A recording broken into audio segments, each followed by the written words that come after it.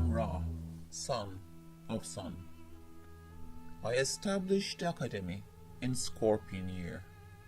There were red stones and rocks where I built it. And this was my house, Ra's home, where the red stone existed. Its door was facing precisely east, and its back door was facing precisely west. There was Nile at the exit, which communed with sun and water, and there was Sphinx at a distance on the other shore of Nile. Sphinx was standing crosswise. And people thought this had ended when they demolished it. But they did not realize the underground tunnel opening to Sphinx. The underground roads of Egypt are a lot more than the roads on the surface, because we did not damage the nature. We moved through the roads nature cleared for us. We made tunnels by melting the soft rocks. In fact, we opened the passages that were already there. That's all. And we used some papers with papyrus, and we wrote on these papers using lapis ink so that they don't fade. You're not using a balanced mind. If you write with your right and read from right to left, only one of your cerebral hemispheres performs.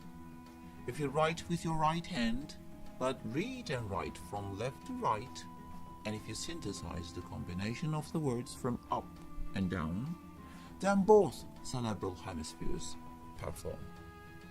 And do you know that when you inhale, the air you breathe goes inversely to your brain hemispheres? The breath you take from left nostril flows to the right side of the brain, whereas the breath you take from right nostril flows to the left side. You believe the writing you are using today is more simple, but in fact, it is more difficult for you. A wheelchair provides convenience for people with walking difficulties, but it is a difficulty for a person who can walk. But the ones presented to you as easy, in fact, compel your essence. They made you forget. They made you forget yourselves with gold and money, with joy and celebrations.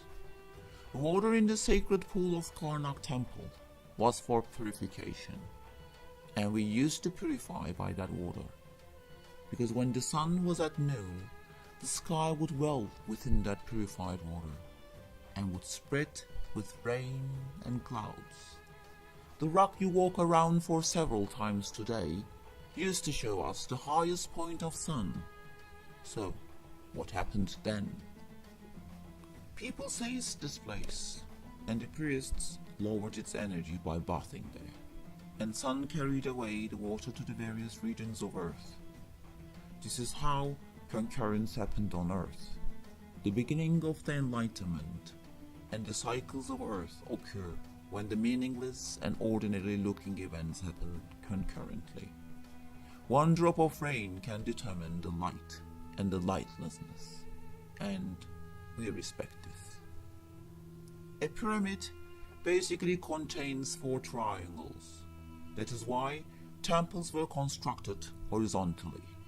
The 2 at the edges are for the worldly and divine energy. The 2 in the middle are for infinity and eternity. The area between the pyramid at the very end and the triangle facing it is a transition area between monolithy and duality.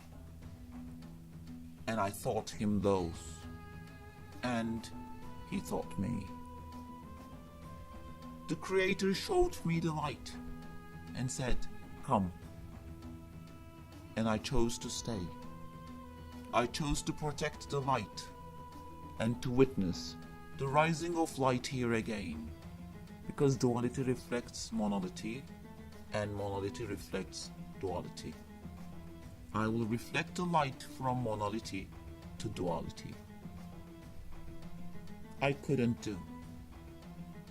He was my only child, who chose them instead of us. Sekhmet, Sorberek, Anubis, Hathor, Horus, and him. I had trusted him. All my children till him were all light, and he left us. I don't know. I know. I respect, but I don't understand. He was born when I had incarnated as Amon-Ra, and when he passed to the other side, my energy started to decrease. Because more people support each other at light, the more the energy increases. But because it was the beginning of Dark Age and there was a rebirth there, the power of light needs to decrease for the balance of Earth. As it started to create the power physically, my power started to decrease and my potential power started to increase. And that energy started to exceed the power of my body can handle. If they had found my body, they would have mummified it, and then I could not make the transition as a whole. And later they could use my body.